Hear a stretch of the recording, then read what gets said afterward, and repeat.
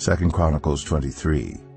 In the 7th year Jehoiada showed his strength. He made a covenant with the commanders of units of 100, Azariah son of Jeroham, Ishmael son of Jehohanan, Azariah son of Obed, Maaseiah son of Adaiah, and Elishaphat son of Zichri.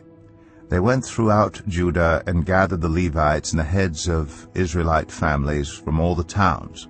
When they came to Jerusalem, the whole assembly made a covenant with the king at the temple of God. Jehoiada said to them, "The king's son shall reign, as the Lord promised concerning the descendants of David. Now this is what you are to do. A third of you priests and Levites who are going on duty on the Sabbath are to keep watch at the doors, a third of you at the royal palace, and a third at the foundation gate. And all the others are to be in the courtyards of the temple of the Lord. No one is to enter the temple of the Lord except the priests and Levites on duty. They may enter because they are consecrated, but all the others are to observe the Lord's command not to enter. The Levites are to station themselves around the king, each with weapon in hand. Anyone who enters the temple is to be put to death. Stay close to the king wherever he goes." The Levites and all the men of Judah did just as Jehoiada the priest ordered. Each one took his men, those who were going on duty on the Sabbath and those who were going off duty, for Jehoiada the priest had not released any of the divisions. Then he gave the commanders of units of 100 the spears and the large and small shields that had belonged to King David and that were in the temple of God. He stationed all the men, each with his weapon in his hand, around the king, near the altar and the temple, from the south side to the north side of the temple.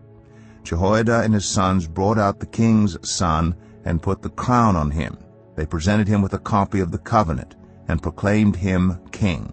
They anointed him and shouted, "Long live the king!" When Athaliah heard the noise of the people running and cheering the king, she went to them at the temple of the Lord. She looked, and there was the king standing by his pillar at the entrance.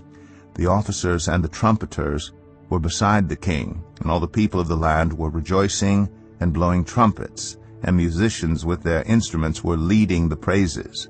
Then Athaliah tore her robes and shouted, "Treason! Treason!"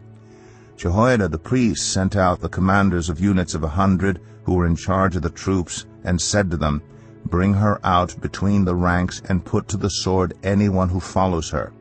For the priest had said, "Do not put her to death at the temple of the Lord." So they seized her as she reached the entrance of the horse gate on the palace grounds, and there they put her to death. Jehoiada then made a covenant that he, the people, and the king would be the Lord's people. All the people went to the temple of Baal and tore it down. They smashed the altars and idols and killed Matan, the priest of Baal, in front of the altars. Then Jehoiada placed the oversight of the temple of the Lord in the hands of the Levitical priests, to whom David had made assignments in the temple, to present the burnt offerings of the Lord as written in the law of Moses, with rejoicing and singing as David had ordered. He also stationed gatekeepers at the gates of the Lord's temple so that no one who was in any way unclean might enter.